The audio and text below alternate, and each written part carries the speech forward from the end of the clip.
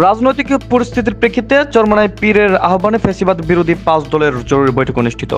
দেশের চলমান রাজনৈতিক পরিস্থিতির প্রেক্ষিতে ইসলামী আন্দোলন বাংলাদেশের আমির মুফতি সৈয়দ মোহাম্মদ রাজাউল করিম পীর সাহেব চরমনায়ের আহ্বানে ইসলামী আন্দোলন বাংলাদেশের প্রণব পল্টনস্থ কেন্দ্রীয় কার্যালয়ে বৃহস্পতিবার রাতে ফ্যাসিবাদ বিরোধী 5 দলের শীর্ষ নেতৃবৃন্দের জরুরি বৈঠক অনুষ্ঠিত হয়।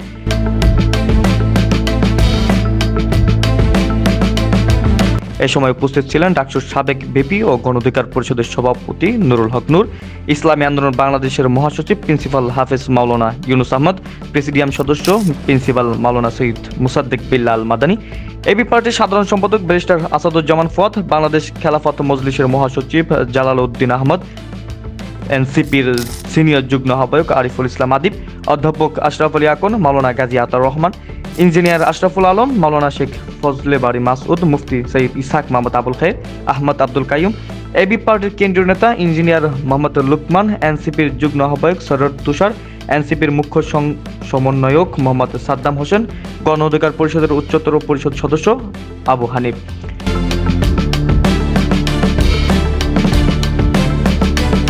বৈঠকে দেশের চলমান রাজনৈতিক ও সার্বিক পরিস্থিতি নিয়ে আলোচনা হয় এবং যে কোনো মূল্যে ফ্যাসিবাদ বিরোধী সকল রাজনৈতিক শক্তিকে ঐক্যবদ্ধ থাকার আহ্বান জানান বক্তারা।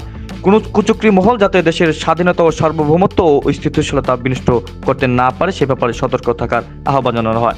আগামীতে দেশ গঠন এবং দেশের শান্তি ও স্থিতিশীলতা রক্ষায় আরও ঘনিষ্ঠ ও ঐক্যবদ্ধভাবে কৌশল গ্রহণের বিষয়ে বৈঠকে আলোচনা হয়।